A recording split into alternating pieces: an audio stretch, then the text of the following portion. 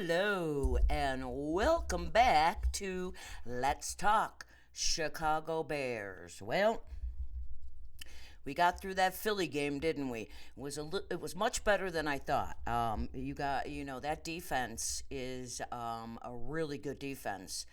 They're the top. I think they're in the top three of defenses. No, actually, I think they're second behind San Francisco. And I know we lost 25-20, but it could have been way worse. And I gotta say that the team, you know what? It looked like they stepped up a little bit. The defense held their own yesterday. They're the second scoring team in the league. They score an average of 30 points a game. Okay, we only gave them 25, but they've put up some big numbers this year. So the defense, I got to tell you, they they held their own. So let's just talk about the game yesterday. And we know some things that, of course, Justin did. But let's talk about it. And let's do a little stats. And then we'll get into the meat of the game. So the Bears are 3-11. As we know, the score was 25-20. Should have been at least 25-21. But so I'm going to talk about my top threes first: penalties, time of possession, and turnovers. They had, my rule, 5 or less. They had 6 penalties for 30 yards. Philadelphia only had 2. The time of possession was basically, we had 30 minutes, they had 29 minutes. So that's basically a tie. Now, we won the turnover battle, and with that alone, we had 3 turnovers, something we haven't done. I was talking about it on Friday's show that they haven't really done that in weeks. And then, boy, I swear to God, some of these guys watch my show. I'm just saying. Because they came out and they got 3 turnovers. Unfortunately, as those turnovers, the Bears' offense only scored 1 time on the 3 turnovers. And when you get turnovers, you'd like to score at least half of the turnovers you get. So I would have liked to see them score one. Had we scored one more time? You don't know, right? We could have won that game. But we've been saying that all year. Shoulda, woulda, coulda, and we didn't win. But it is a big plus for the defense, and Philadelphia had 1 turnover, so on their side. So, but yeah, and David Montgomery was the one who got us the score from the turnover. So, you'd like to see the offense, but we were missing. We had this just shows that okay, we had Harry was out and Claypool was out. And you know what? We just don't have good wide receivers. We just once in a while they get lucky and they do this and that, but that's another big thing we have to go after. We need to get these wide receivers that will jump over the defender to catch the ball. You know what I mean? Which I see a lot on other games on the weekends. So let's talk about Fields' day. He had a pretty obviously productive day. He was 14 for 21 for 152 yards. Not as good as Green Bay, but with 2 touchdowns.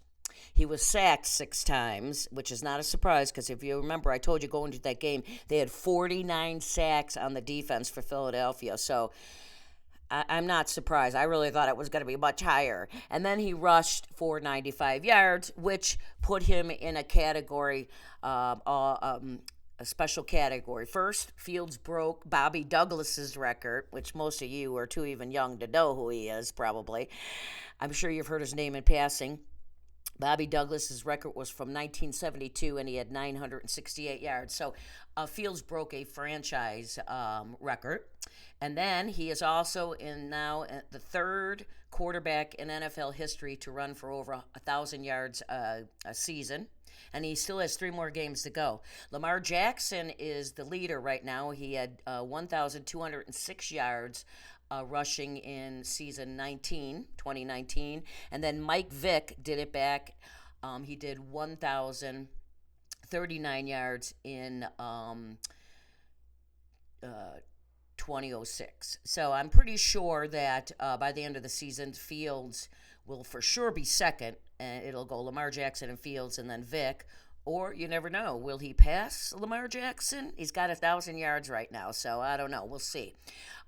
So he had a good day, and we're going to talk about a few things I highlighted from that game on his performance. David Montgomery comes in for the running backs. He has had 53 yards and with one rush touchdown and one passing touchdown. And good news, I just heard, I was listening to a little bit of the coach's press conference this morning that he's just having right now. And Herbert, our running back, our nice compliment to David Montgomery, is going to play on Sunday. He's at full speed again, so he should be in the game Sunday, and that's good news because he was just having a great season. So let's hope he continues. So, but David had a good day yesterday. He was, running, blocking, catching. So good day. Our defense, let's talk about that. They held their own, as I said. And they only gave up 25 points, and repeating myself, but they're second in the league defense-wise, which has nothing to do with our defense, but and they're second in the league on points scored. So the Bears did a good thing, and they got 3 turnovers, which is something that Jalen Hurts does not do. He went into that game, I believe, I got to remember my memory now, I think he had 22 touchdowns, and he only had 3 interceptions. Well, now he has 5 because he got 2 yesterday, and then there was a forced fumble. Gordon, number 6, our awesome rookie this year in the backfield, who's been playing lights out. He had an interception, and he also recovered a fumble.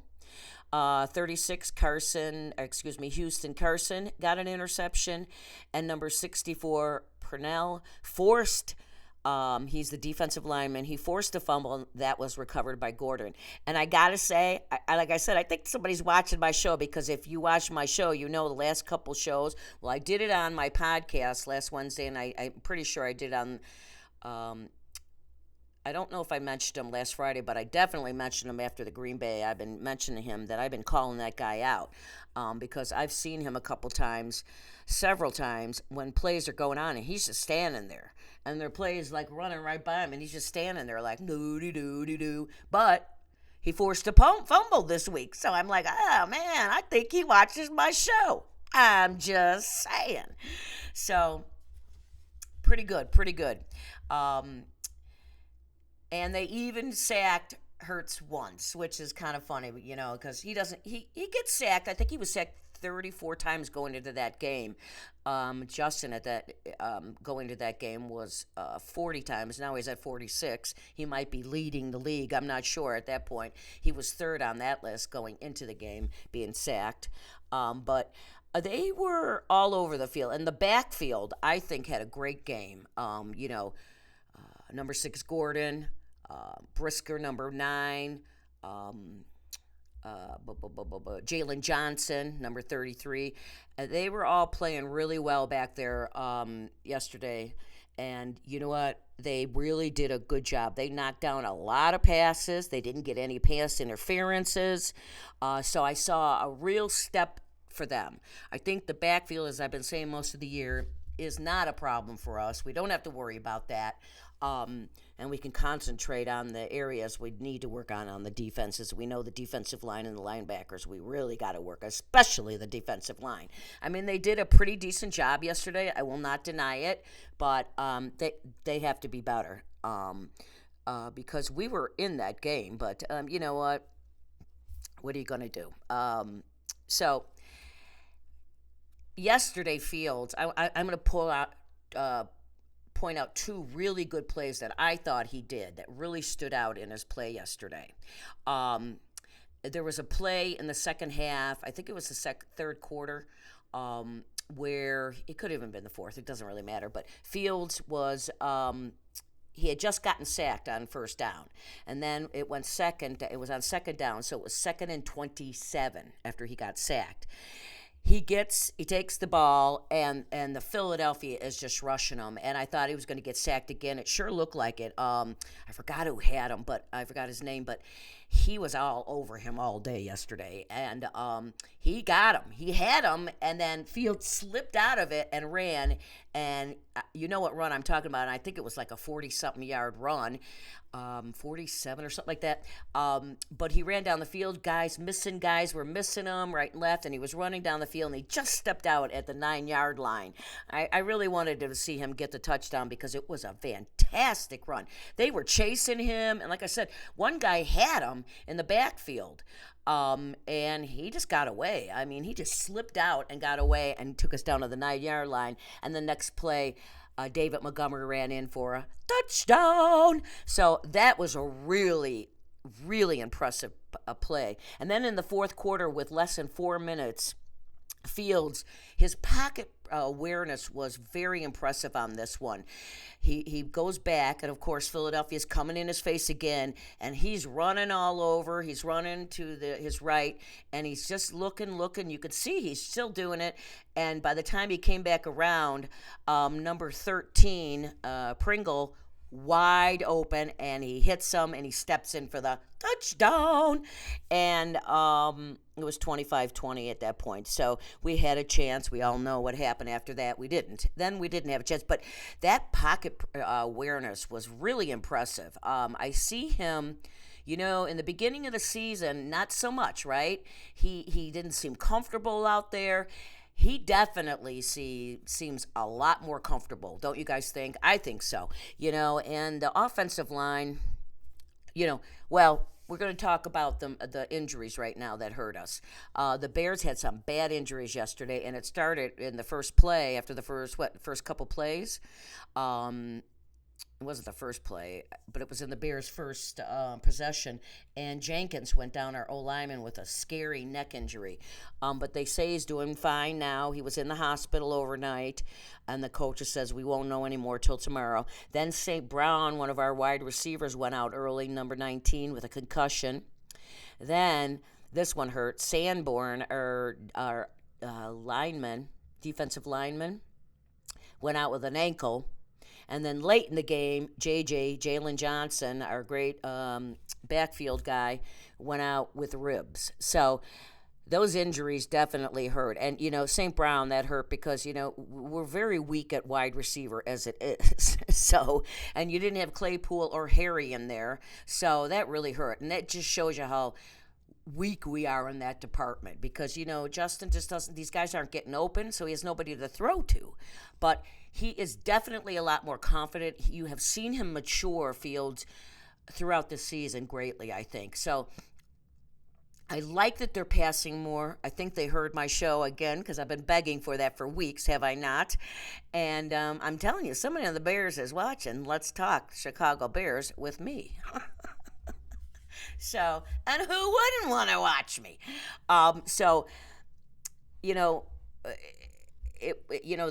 The backfield, the wide receivers is just, and it showed yesterday because he has nobody to throw to. So, but Fields is doing great. Now, I gotta say, Santos, this guy, you know what? He was doing so good, and this year, he misses an extra point again. I believe that was his 5th missed extra point this season, and we do know it's cost us a couple times. Now, it was only 1 point, but what it did do was the Bears were on their 37-yard line, and instead of going for a field goal, they punted, which most people don't punt on their 37-yard line. I know it was cold in Soldier Field, but I don't think it was that windy. They certainly didn't say it was.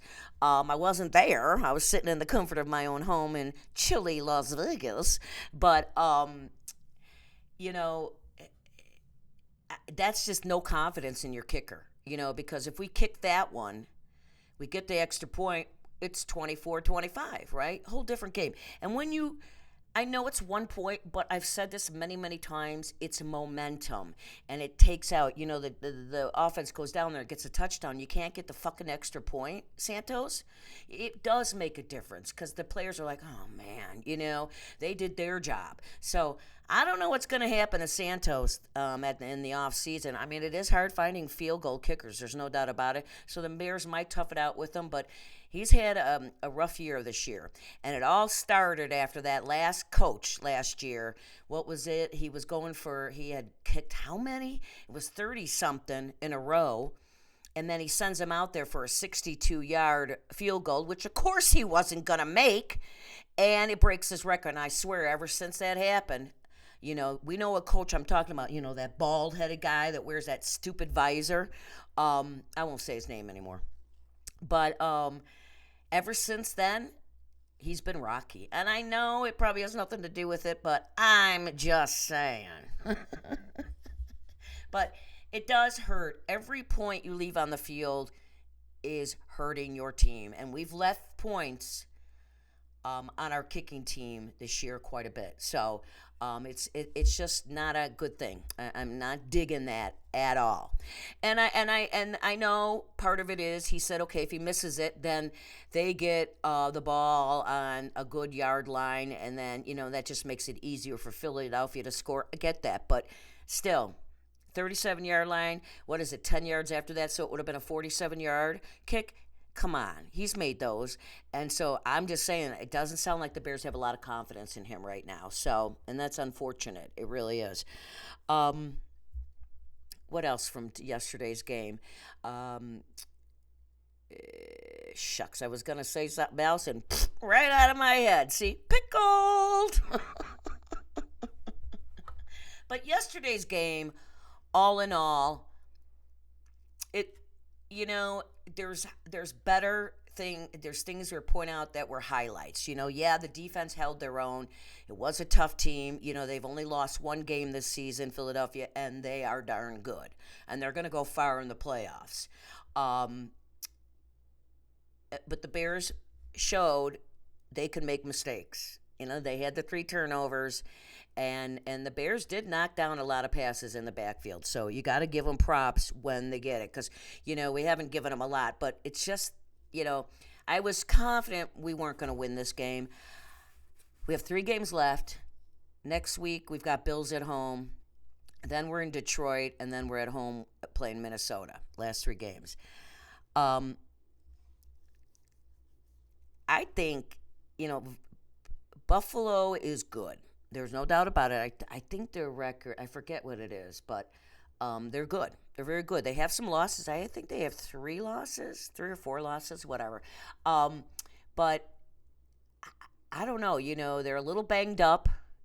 One of their best defensive players out for their Vaughn's out the rest of the year. I do know that their quarterback has got a bad elbow, but he's still playing. So I don't know. We could sneak one out on Sunday if we can get some of our wide receivers back. We're going to have Humphrey back, Herbert back, the running back. And then, it'll hurt if Sanborn can't play, that's for sure. But I'd like to see St. Brown. We'll see. That's probably going to be iffy. But if we get Claypool and Harry back as wide receivers, we might have a chance. But, with this wide receiving core, I don't know. And our defensive line, like I said, they held up for the most part, okay. They got to play again like this next week to beat Buffalo. So we'll see about that. But you know what, people, it's been one of those seasons, up and downs all season. We know it. I knew that we weren't going to win. I thought we were going to go be 5-12. Clearly, that's not going to happen. Now, we have 3 games left, so we could pull out 2 wins. I think we can beat any 3 of these guys left if they play.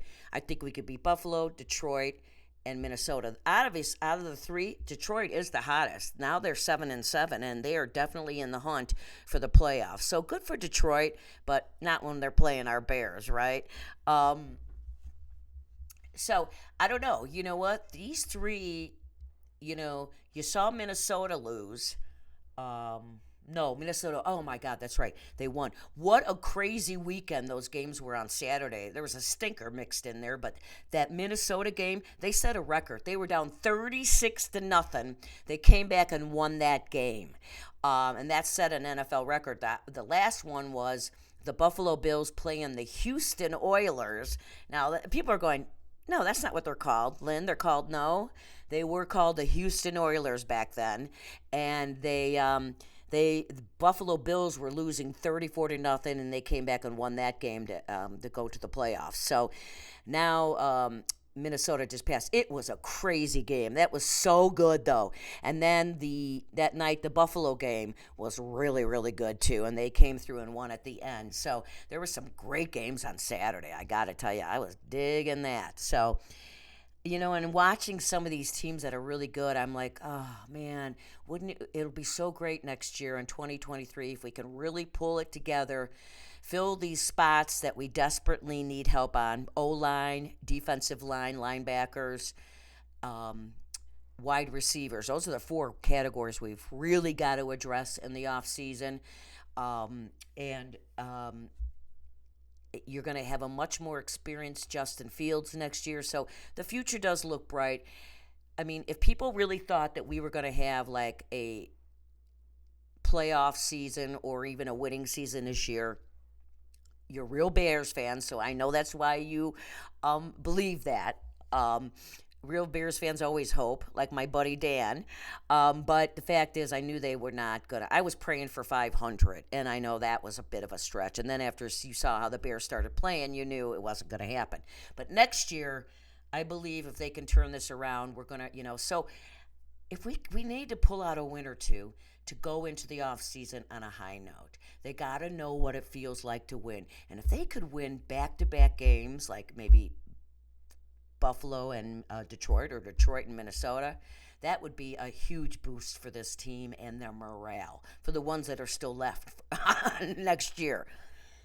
Because some of them will not be. Excuse me, I still have a cough from being so sick in November and December. I had RSV, so I'm still. It's a lingering cough. So that's it. We know what's gonna. But and the turf winner. Sometimes I've done it and sometimes I don't. And for people who don't watch the show regularly, this is an actual piece of real artificial turf pulled up in 1997 from the Chicago Bears field. That's when in 98 they went to real grass.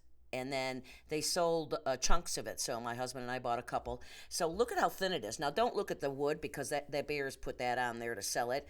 But look at how thin that was. Those players in the 80s, Walter Payton ran on this. The 85 Bears ran on it. And I call it the Tough Winner Award because they played on hard, it was like concrete under this. And they played. So God bless to them, the 80s Bears, right? And so the Turf Award winner goes this week to Justin Fields. It has to. I was going to say Justin Fields and the entire backfield of the defense on the Bears, because I really do believe they played a really good game. They had, 2 turnovers in the backfield and recovered another one. And so I'm digging their play this year. I am. And I've been saying it all season. So that's a good thing. When quarterbacks cannot throw in your backfield, you're definitely heading in the right direction. And just imagine if we had a defensive line that could get in the face of these quarterbacks moving forward, and with the backfield we have, we'll be rocking it in 2023. I'm just saying. You heard it here from Lynn. Yeah, Lynn the Great. Let's talk Chicago Bears. So, I got to bring this up too. You know what? You watch games, and I never understand the point of it, but it was in the 20s, lower 20s, and there's always one idiot or two who's shirtless. Really? What is the point of being shirtless at a football game? I don't understand it. And when it's really cold, I really don't understand it. I don't get it. It cannot be comfortable, and it's usually not a good look because those guys who aren't wearing their shirts, the good-looking guys, are keeping their shirts on. The other guys, you might want to wear a shirt, I mean, when you got man boobs, it's just not cool to be going around shirtless in a stadium when it's 20 degrees out. I don't get it. I find them to be completely insane, but there's always one in every game, and I saw at least 2 or 3 guys yesterday. They showed them. And you know what? Crazy. I mean, seriously. Who would do that? I remember once I was at a White Sox game and they were giving out the World Series rings. So we went, a bunch of us went, because I wanted one of those rings. You know, it was a replica. And it was packed that day, and it was so bloody hot. It was close to 100, and that is the south side of Chicago. I'm not kidding you. But still doesn't say a man should take off his shirt at a baseball game, and especially the guy who I'm going to talk. I saw him walk up the stairs, and I was like, oh my God. I know it's terrible to make fun of people, but this guy should never go shirtless, period. The man had a beer belly.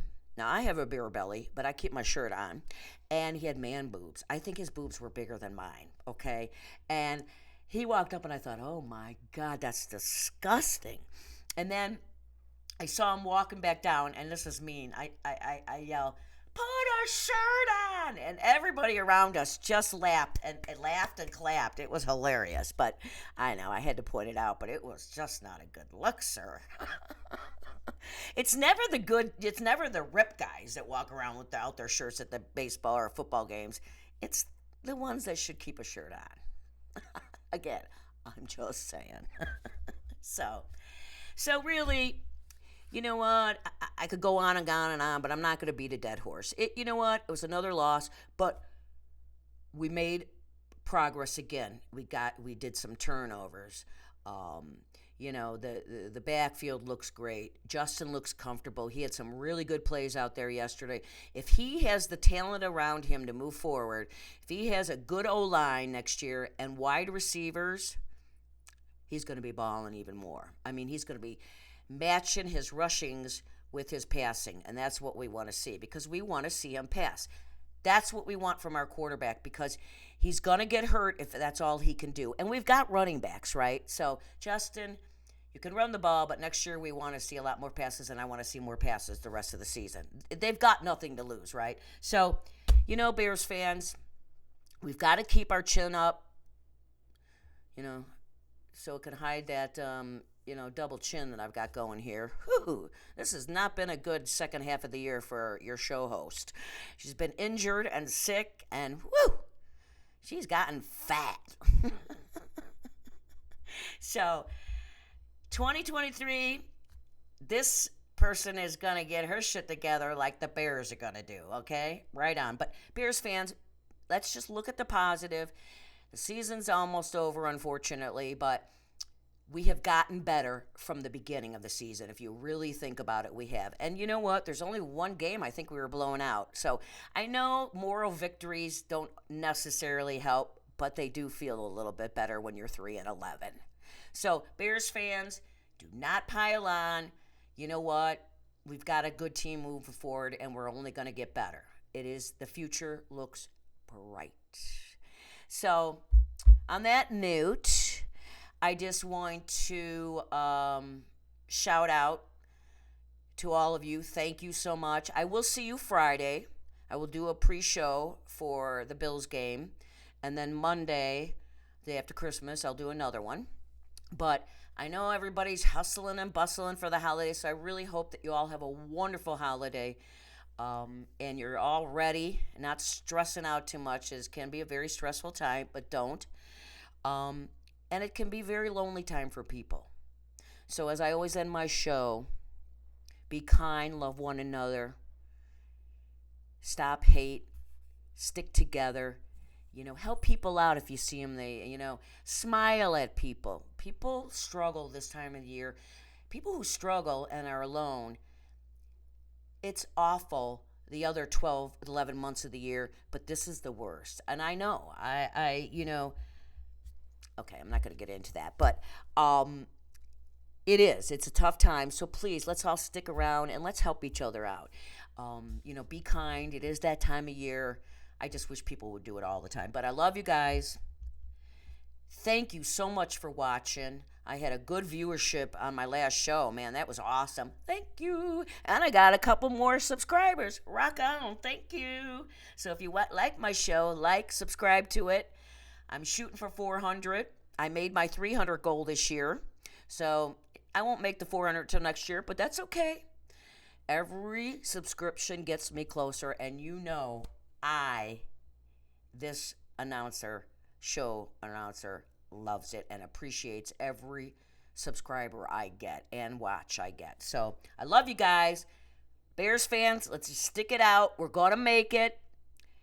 And the future is bright. The future is bright.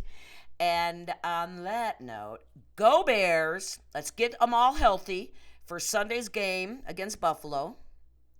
And as always, keep on rocking and rolling from Vegas, baby. See you later.